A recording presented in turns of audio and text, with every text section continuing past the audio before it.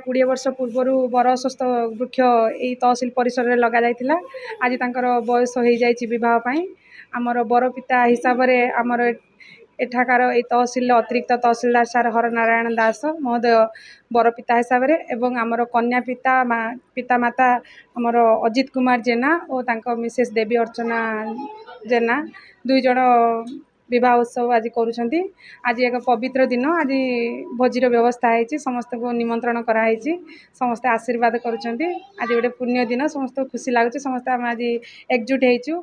एते कार्य व्यस्तता मध्य एक कार्य दिवस रे विवाह संपन्न होइतिबारु आज आमर दिन तिथि ठीक करा तेणु आज आमर वर्किंग डे पड़ता। तेणु आज आम कार्य सहित ऑफिस कार्य सहित आमर विवाह उत्सव चलुची। एठी जो लोक माने जनसाधारण माने आसुचंती सेमानकु मध्य ताकर कार्य जल्दी कर दिया जाउची, प्लस सेमानकु अन्न भोजन भी दिया जाउची। आज भल लागुची, समस्त आसुचंती सादर तांकर निजर ऑफिस कार्य करने सहित एटी अन्न भोजन करी जाउचंती। आम बहुत खुशी लगुच।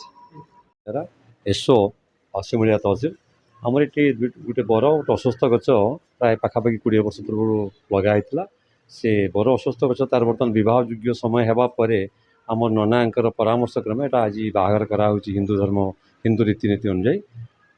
ए मुख्य आमर जो अच्छा कन्यादान और बर माने परपिता कन्या पिता ये कर देवी और तार हजबैंड आमर जड़े आम स्टाफ आ तहसिलदार होती तार मुख्य पुरोधा एडिशनल तहसिलदार होती से जड़े मुख्य आमे समस्त सहयोग ये आमर प्राय सब तहसिल सब स्टाफ मान सहयोग यही सहयोग नहीं आम यही कार्यटी करूँ।